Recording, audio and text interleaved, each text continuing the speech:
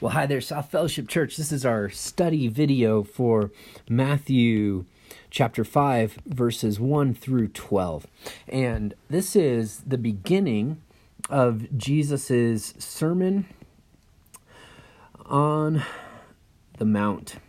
Now, Jesus, in the Sermon on the Mount, enters into the stream of wisdom, of the sages, of the prophets, of people who paint for us a picture of a better way to live. And there's a reason that this sermon has stood the test of time, that in most of the lists of great speeches or speeches that have changed the world, this sermon is at the top of them. And I think we start to see why as we begin to read just the very beginning of this message, this sermon that Jesus gave.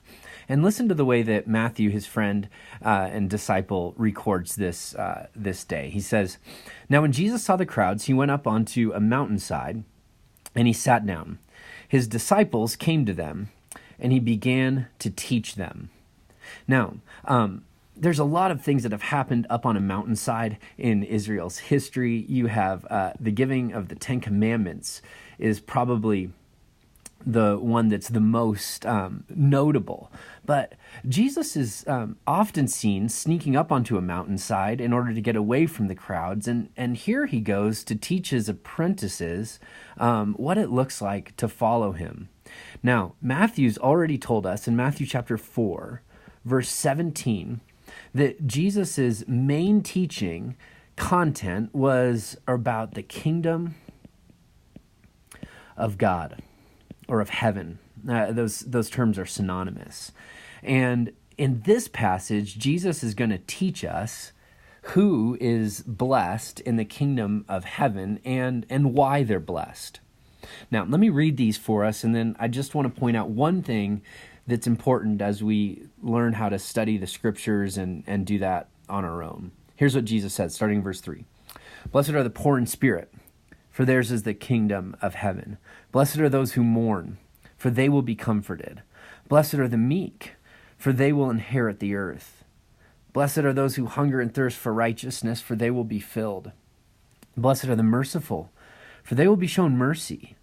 Blessed are the pure in heart, for they will see God. Blessed are the peacemakers, for they will be called children of God. Blessed are those who are persecuted because of righteousness, for theirs is the kingdom of heaven. Blessed are you when people insult you, persecute you, and falsely say all kinds of evil against you because of me. Rejoice and be glad, because great is your reward in heaven. For in the same way they persecuted the prophets who were before you." Now, I don't know about you. I mentioned this during our teaching time on Sunday, but I struggled with these Beatitudes or blessings. That's simply what the word beatitude means. It means blessing, for a long time, because I always read them, blessed are the poor in spirit, because they're poor in spirit. That's what the blessing is. But that's not what Jesus says at all. In fact, it's really important that we learn how to read these and read these correctly, because Jesus is saying the person is blessed, and that word is the word makarios in the Greek, and it simply means that this is the way that the world is wired. This is the way the universe works. You're blessed when you do these things, not because God is actively blessing you, but because it's the way that he's designed the world to work. But it's not blessed are the poor in spirit because they're poor in spirit. It's blessed are the poor in spirit for, or we could read that word because. It's a hati clause in the Greek, and it's a way of talking about a relationship between two things. So it's a causal relationship. You're poor in spirit, but that's not the blessing. The blessing is that because of your poorness in spirit, you're able to see the kingdom of God. I said on Sunday that when our hands are empty, they are ready to receive. Let's do another one here. Maybe the most commonly misinterpreted one. Verse 10, "Blessed are those who are persecuted because of righteousness." Now, no one would say that being persecuted is a blessing. And Jesus wouldn't say that either. But Jesus is saying that when you're persecuted, there's something that opens up in you to see and experience and long for the kingdom of heaven.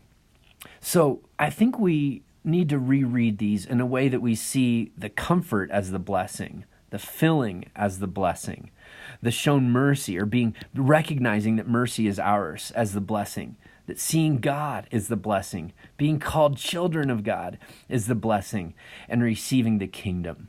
Those are the blessing. And I think what we can see is that those actually show up, and we can experience those in real life. You've heard people say things like, man, we lost the job and we were down and out, and yet we experienced God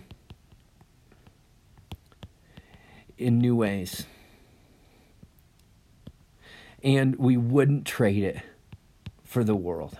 See, that's being poor in spirit, or just poor and going, oh man, but something else opened up to me. And Jesus is saying that all of this is possible because the kingdom of God is at hand. It's here and it's real. So we should walk away from the Beatitudes asking the question, who isn't blessed? If these people are, who isn't? And the question is, no one who is in the kingdom. The kingdom is a blessing. Jesus is the blessing. And all of these things flow from him. All right, I hope that helps as you study the scriptures and maybe unpacks a little bit more of these Beatitudes in the Sermon on the Mount. God bless you.